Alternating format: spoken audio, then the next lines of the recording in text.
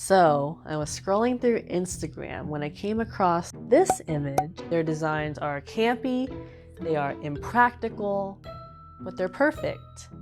And that is what inspired my little DIY project for tonight. So I have the perfect shoe to do the craft. This shoe has a dramatic shape to it. It has a large surface area, so I'm able to sculpt on it. But most importantly, it has a nice smooth material it's made out of, so anything like paint or clay can easily adhere to it. Speaking of clay, I decided to use polymer due to its flexibility after being cured. That will allow any kind of give in case I decide to wear the shoe. But polymer does require to be baked, but we'll get to that when we get to that. But first, we have to brainstorm with a little sketch. I'm not doing anything fancy here, just kind of planning where different pieces will go so I have an overall idea of what my craft will look like. I usually don't do this prior to making most things, but I do find it helps from being discouraged when trying to trust the process, which I can be guilty of sometimes. So, sometimes I must cut corners, and so I'm going to use this silicone mold here. I don't know if you guys can see it.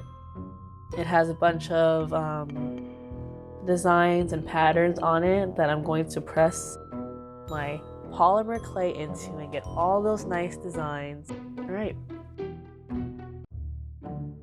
Polymer clay does require a lot of kneading, but the plus side is that I'll be able to handle it for a longer period without it drying out.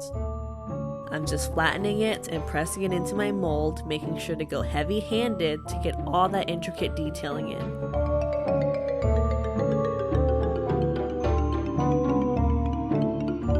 The rest is easy as I'm just cutting away all the excess and smoothing the edges, which was probably the most time-consuming part of this whole thing, but definitely the easiest.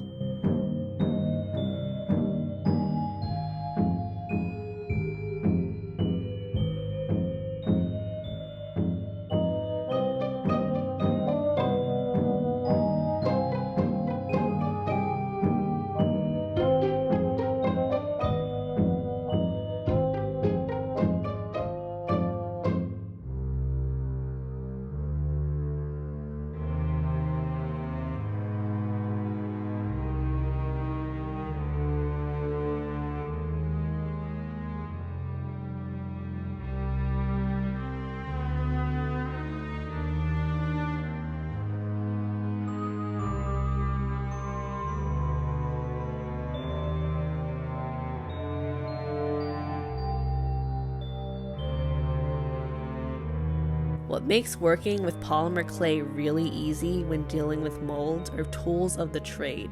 You'll definitely not want to skip out on getting tools specifically made for polymer clay. You can thank me later.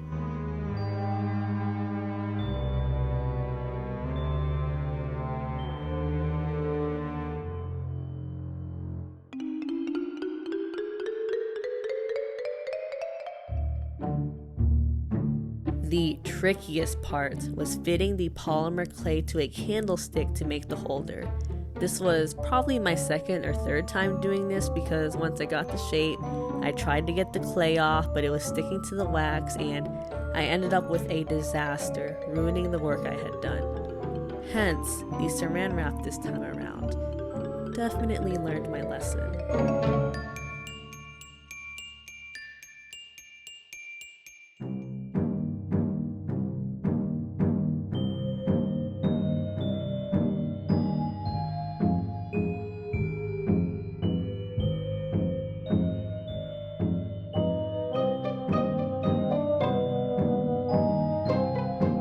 I knew I wanted a bat motif on the heels to bring a little more of the things I like.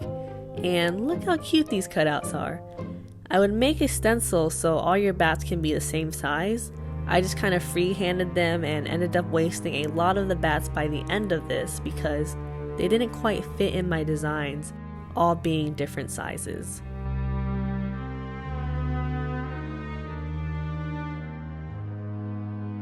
You'll want to bake them in the positioning or shape you want them to come out. The clay will come out rigid and ready to go and will be flexible, but not enough to change the position you put them in prior to baking. I used aluminum foil to help me with this, especially for all the curves.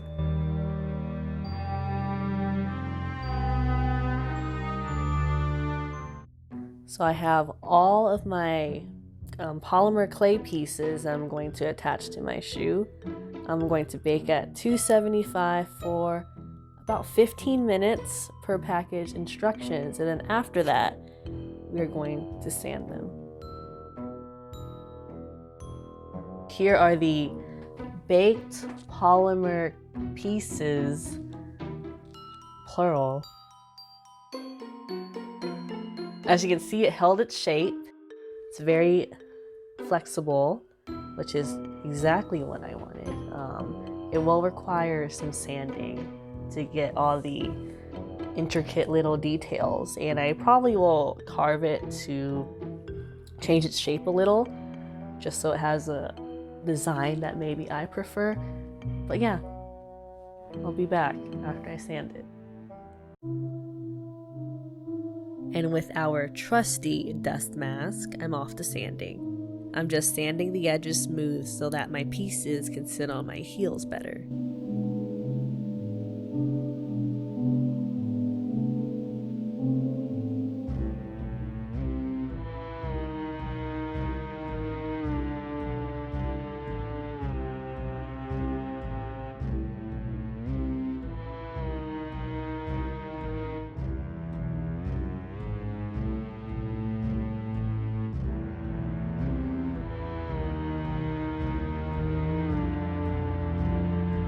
My Dremel tool does come with an engraving tip, and I'm just using that to bring out more of the details. Watch those fingers.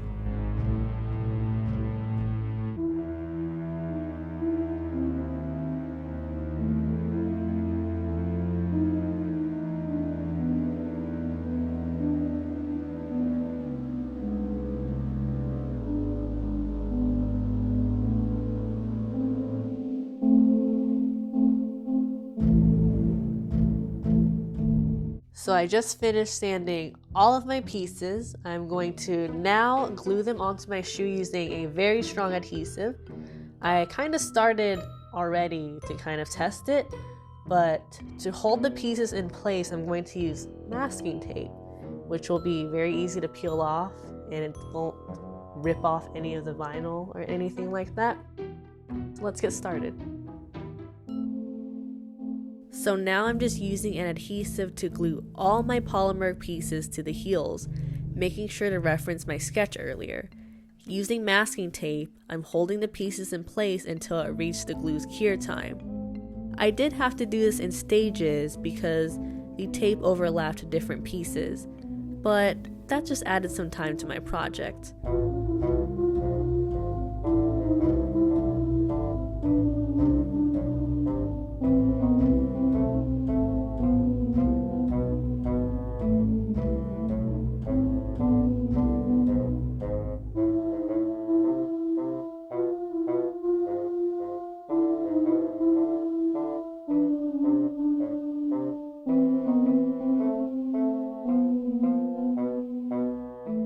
So we are all taped up.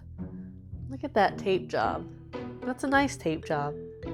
Kind of like the tape job I did on the man in my basement. Since I used polymer, I was able to recreate all the curves so that my little designs will stick on better.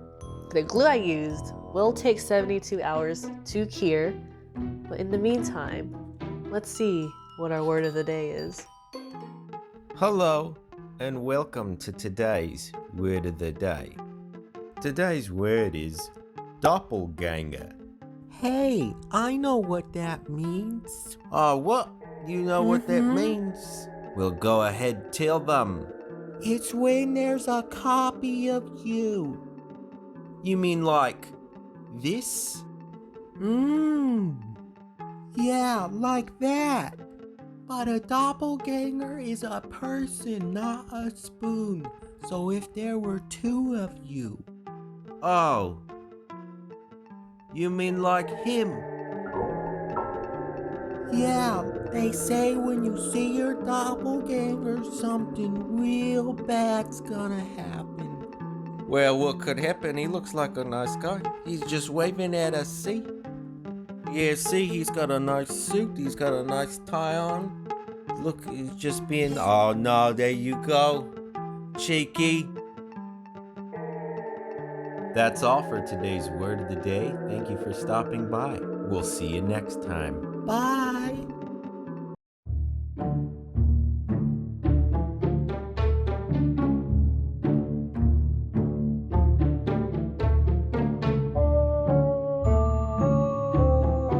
After removing the masking tape, I'm going to spray paint everything in this glossy black, making sure to tape off anything I don't want paint on, such as the inside. So, we are finally at the part where we get to really decorate our shoes.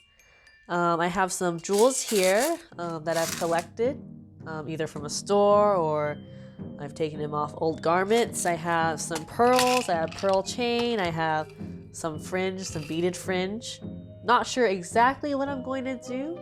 I don't plan too far ahead, but this should be very fun. And let's get started.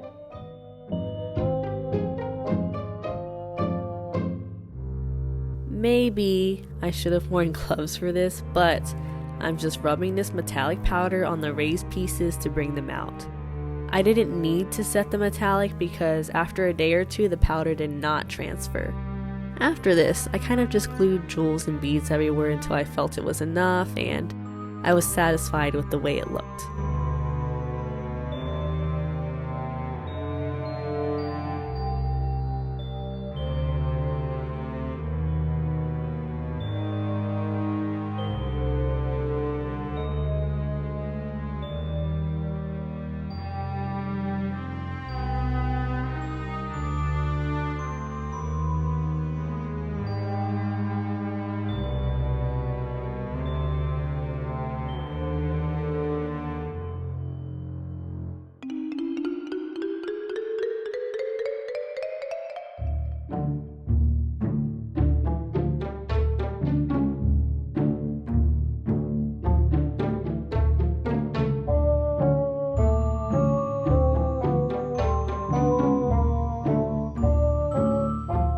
So, I think I'm done with my shoe, and between the glue getting on my fingers and sticking everywhere, the multiple trips to the store because I ran out of glue, and the using multiple kinds of glue because some of it ate through the vinyl of my project, we're finished, and I like it. It's very extravagant, and I'm satisfied with the project. Obviously, I would probably do a little more research on the kind of glue to use, but nonetheless. What do we think? Do we love them? Do we hate them? Or do we love them? I think I have a few ideas for photos I want to take with them. They're kind of reminding me of those bejeweled skeletons found in Europe's catacombs. And although this piece kind of got away from me, the shoes are totally wearable. Between communion, confirmation, or my favorite, my mailroom, you just stick a candle in them, light it up, and you're good to go. But in all seriousness, these are for an editorial setting, and I would prefer to use a battery-powered candle because I do not want to catch on fire and burn to death again. Anyway, thank you for joining us on this very haunted homemaking. Ha ha ha ha ha ha ha ha.